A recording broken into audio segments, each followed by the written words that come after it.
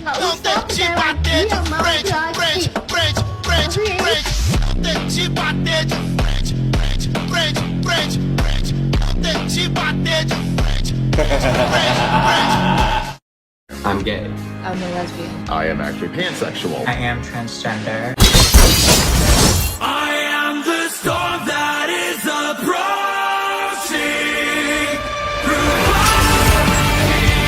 Assalamualaikum warahmatullahi wabarakatuh. Perkenalkan, nama saya Rafki Rizky Ramadan dari kelas 10 DKV. Ingin menceritakan kembali novel dari Taming the Northern Duke. Penulis dari novel ini yaitu adalah Liman Luna. Tahun terbit novel ini yaitu 24 Mei 2023. Pembuat cover yaitu adalah Jesse Art. Jumlah bab terdiri dari 24 bab dan penerbitnya itu adalah Vision Novel. Jadi novel ini yaitu menceritakan tentang seorang putri bangsawan yang kembali ke masa lalu yang diakibatkan oleh dirinya yang hampir terbunuh oleh suaminya yang di masa sekarang karena suaminya ingin memperebutkan kekuasaan ayahnya sebagai bangsawan terkenal. Sang suami membunuh semua keluarganya dan penjaga istana. Dan seorang putrinya yang bernama Miriam Elworth, dia berhasil kembali ke masa lalu untuk menjalankan misi dia. Dan tujuan dia kembali ke masa lalu adalah untuk mengubah alur ceritanya yang diakibatkan oleh suaminya itu. Dia akhirnya kabur dari kerajaannya untuk ke wilayah utara, ke tempat adipati yang dikenal dengan sifat dinginnya dan ganasnya. Untuk sinopsis cerita tersebut, Miriam Elworth terbangun dari tidurnya setelah melihat seluruh keluarganya terbunuh di tangan suami yang dia percaya. Siapa sangka kalau mimpi yang terasa nyata itu belum terjadi. Demi mencegah masa depan mengerikan itu, Miriam memutuskan kabur ke daerah utara yang dingin dan melamar Duke Draco Valegros. Duke Draco Valegros yang dingin merasa terganggu dengan kehadiran Miriam yang tiba-tiba. Namun dia tidak bisa mengusir perempuan itu karena Miriam memiliki sesuatu yang membuatnya penasaran. Dua orang yang saling tertarik satu sama lain dengan berbagai rahasia yang mereka simpan. Membuka Miriam menaklukkan sang Duke yang begitu dingin setelah mengetahui rahasia Draco. Maukah Miriam tetap tinggal di istana tersebut? Untuk cerita tersebut pada bagian pertama. Bab pertama itu yang berjudul Mimpi yang Terlalu Nyata. Bagaimana ini semua bisa terjadi? Miriam memikir ketika dia tiba di tempat yang dulu adalah rumahnya menggunakan kuda. Kau rupanya datang ya, seorang lelaki dengan senyum miring yang terlihat kejam mendekati perempuan berambut coklat dan memata Hazel itu. Miriam menoleh dan menemukan suaminya berjalan pelan dengan pedang berlumuran darah. Latar belakang lelaki itu juga terlihat tidak bagus. Rumah besar yang terbakarlah yang menjadi latar belakangnya. Rumah orang tua Miriam. Kenapa kau melakukan ini? Tanya Miriam berusaha menahan tangisnya. Mereka adalah keluargaku dan kau adalah suamiku. Kurasa kau terlalu naif. Lelaki tadi tertawa keras dan membuat Miriam makin bingung saja. Aku menikahimu hanya untuk mempermudah diriku membuat kekaisaran Eldoza ini. Dimulai dari membinasakan prajurit terbaik yang adalah keluargamu. Kau jahat. Miriam tak bisa lagi menahan teriakan dan tangisnya. Sungguh, Miriam terasa sangat bodoh. Dia sudah memberikan cintanya kepada orang yang salah. Dia benar-benar menyesal telah menerima lamaran lelaki yang awalnya diragukan. Ya, Miriam memang mencintai suaminya.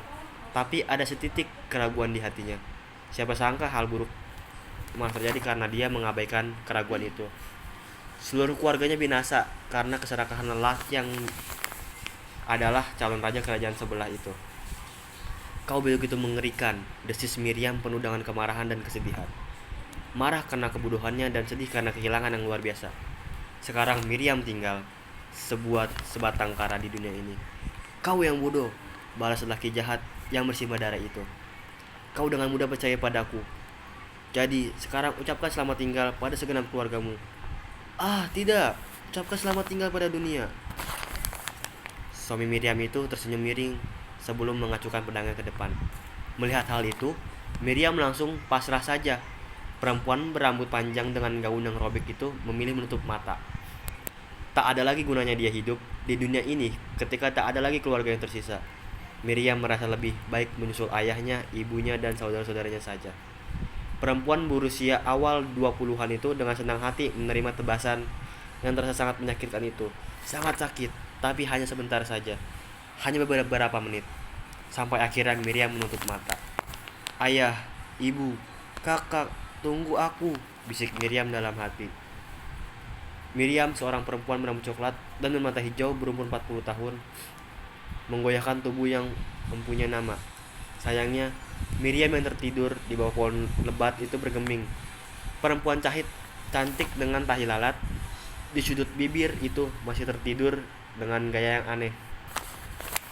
Kepala Miriam menghadap ke atas dan mulutnya terbuka. "Miriam, pacarmu sudah datang," sang ibu berteriak lebih kencang. "Hah? Ada apa? Apa yang terjadi?" Perempuan dengan mata hajal itu akhirnya terlonjak bangun. "Astaga, anak ini," sang ibu menggeleng pelan. "Apa kau lupa kalau hari ini tunanganmu akan datang?" "Tunangan? Tunangan apa?" tanya Miriam bingung sekali.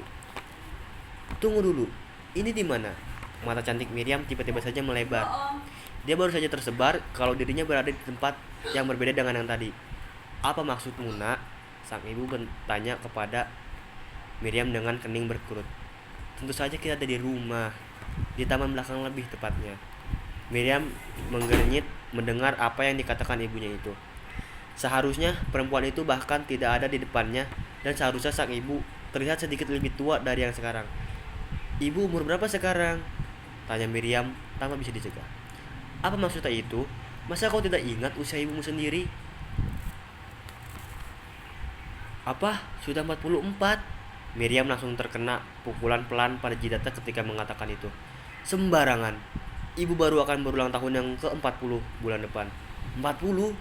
pekik Miriam dengan mata membulat besar. "Itu artinya aku masih 19. Ada apa denganmu?" Sang ibu makin bingung melihat putri bungsunya itu.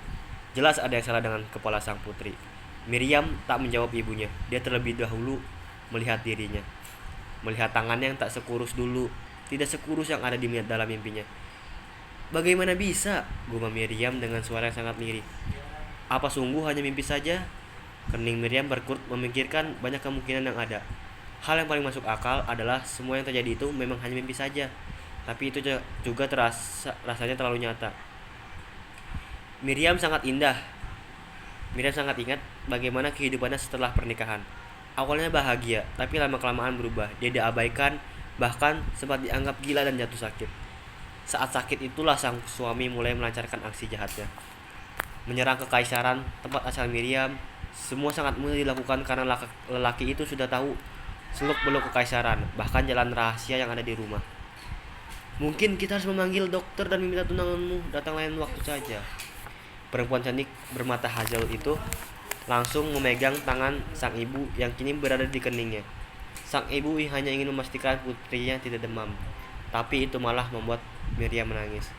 "Astaga Miriam, ada apa denganmu?" Sang ibu segera berjongkok dan memeluk putrinya yang tiba-tiba saja menangis. "Aku minta maaf, Bu. Miriam minta maaf karena salah."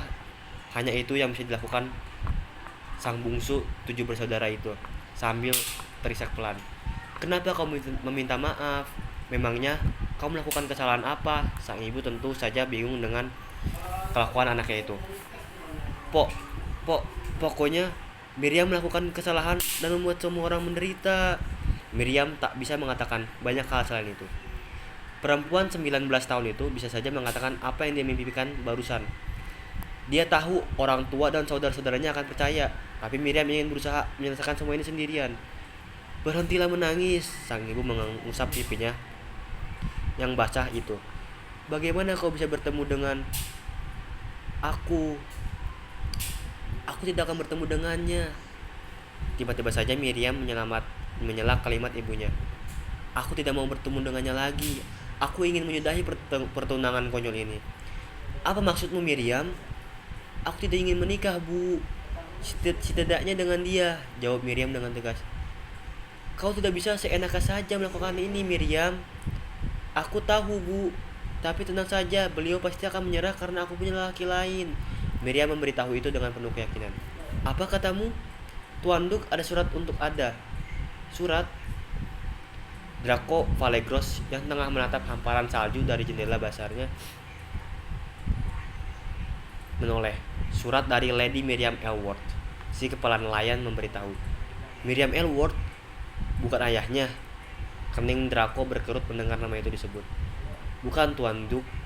Draco mengambil surat yang disodorkan padanya menggunakan nampan perak. Hanya ada satu saja dengan warna violet yang menurutnya menyebalkan dan dengan cap keluarga Elworth yang menyegel. Lelaki itu tampak meneliti selembah surat yang terlalu feminim itu dengan seksama.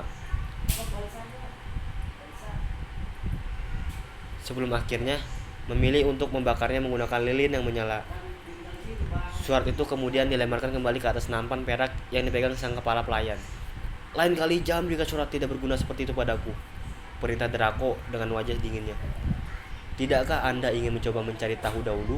Siapa tahu beliau tertarik dengan Anda. Si kepala pelayan menasihati tanpa rasa takut. Sudah waktunya Anda menikah, Tuan. Sekali lagi kau mengatakan itu, aku akan memotong lidahmu. Desis Draco terdengar sangat marah. Saya hanya mengatakan yang diinginkan semua orang, tapi mulai sekarang saya akan lebih berhati-hati lagi, Tuan. Si kepala pelayan menunduk dan segera pamit pergi. Lagi pula, siapa yang mau dengan monster sepertiku? Gumam Draco yang masih bisa didengar kepala pelayannya.